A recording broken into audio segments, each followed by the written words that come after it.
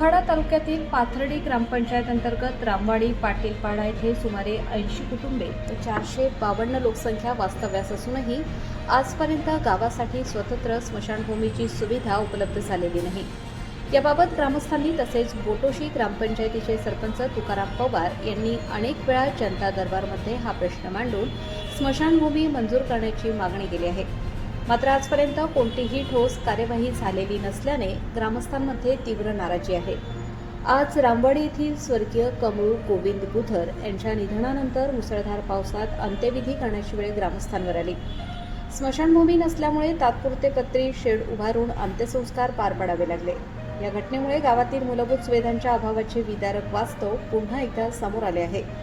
विशेष म्हणजे प्रबंधभूमी महाराष्ट्र न्यूजने मागील वर्षीही या प्रश्नावर सविस्तर वृत्त प्रसिद्ध करून प्रशासनाचे लक्ष वेधले होते। तसेच बोटोशी ग्रामपंचायतीचे सरपंच तुकाराम पवार यांनीही अनेक वेळा जनता दरबारमध्ये हा विषय मांडला होता। तरीही स्मशानभूमीचा प्रश्न अद्याप प्रलंबितच असून प्रशासनाकडून कोणतीही ठोस कार्यवाही झालेली नाही।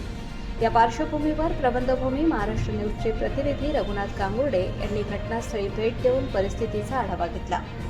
ग्रामस्थांनी वरिष्ठ लोकप्रतिनिधी व प्रशासनाने तातडीने दखल घेऊन रामवाडी पाटीलपाडा येथे कायमस्वरूपी स्मशानभूमी मंजूर करून आवश्यक सुविधा उपलब्ध करून द्याव्यात अशी जोरदार मागणी केली आहे।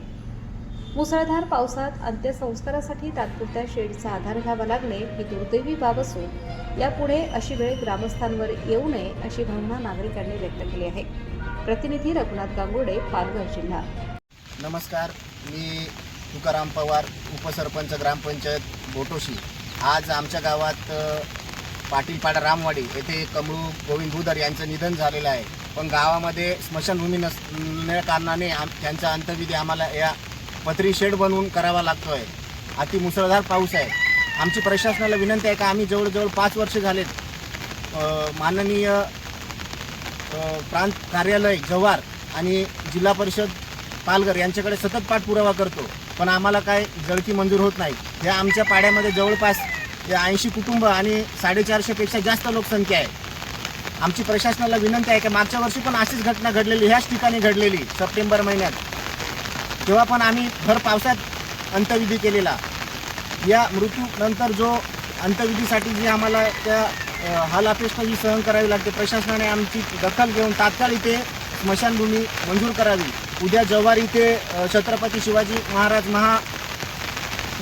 महाराजस्व अभियान आहे। त्या अभियानामध्ये आम्ही प्रांत मॅडमांची भेट घेणार आहोत आणि त्यांना विनंती करणार आहोत तात्काळ इथं स्मशानभूमी मंजूर व्हावी। धन्यवाद।